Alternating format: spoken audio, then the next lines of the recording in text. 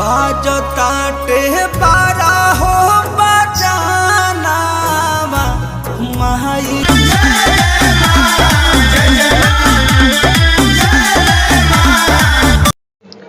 नमस्कार दोस्तों, मैं आपका दोस्त विश्वम्बर पांडे और आप देख रहे हैं यस न्यूज भोजपुरी।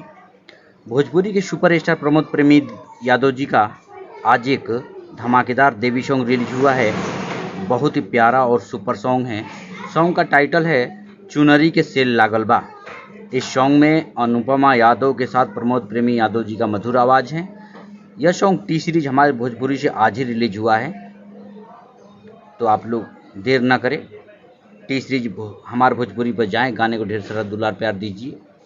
इस गाने का राइटर सोनू सुधाकर जी और म्यूजिक से सजाया है आर्या शर्मा जी ने। बहुत ही प्यारा और सुपर सॉन्ग है, तो आप लोग देखना ना भूलें।